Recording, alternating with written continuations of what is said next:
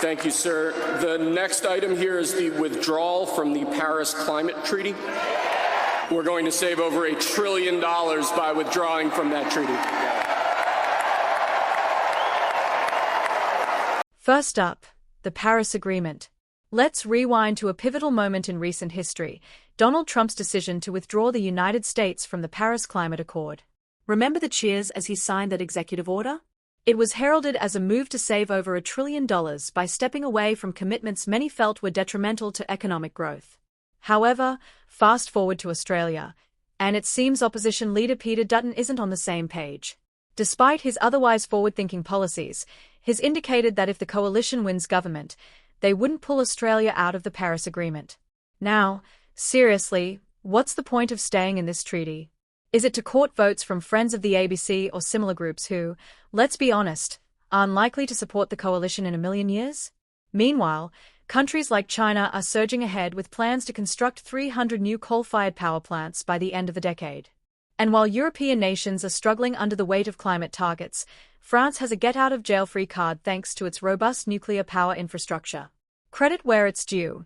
Dutton's pursuit of nuclear energy as part of Australia's future energy mix is commendable. But the harsh truth remains. If Australia doesn't reconsider its commitments to Paris, we may not have an industrial sector left to power with those nuclear reactors before the first turbine even starts spinning.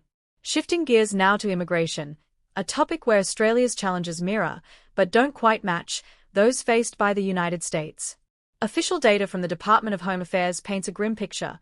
91,000 individuals have had their asylum claims rejected due to being unsubstantiated, dodgy, or outright illegitimate. Yet, in the same month, only 13 people were deported, 5 involuntarily and 8 voluntarily. This raises critical questions about our migration system. Why are so many individuals, who have exhausted appeals at taxpayer expense, still allowed to remain in the country?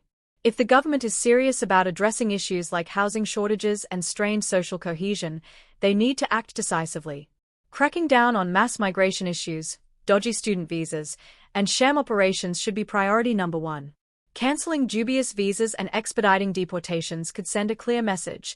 Australia's migration policies cannot be taken for granted. Donald Trump's approach in the US offers some lessons here. By ramping up deportations and detentions, his administration aims to encourage self-deportation among those without legal status. It's a tough but necessary stance, and one Australia could benefit from emulating. Get serious about enforcement, and many of these problems might begin to resolve themselves. Lastly, let's talk government spending and regulations. Australia's economy is being weighed down by bloated government expenditure and a mountain of red tape, stifling small businesses and driving industries offshore. The mining sector, a cornerstone of our economic prosperity, is particularly at risk. To tackle this, the idea of a Department of Government Efficiency has been floated, with some suggesting it could be aptly named Dingo here in Australia. This kind of initiative, focusing on cutting unnecessary bureaucracy, couldn't come soon enough. Encouragingly, Jeantar Nampijinpa Price has taken on government efficiency in her shadow portfolio, a move that signals promising times ahead for fiscal responsibility if the coalition returns to power. Now, there are always critics ready to dismiss such policies as mere Trumpism.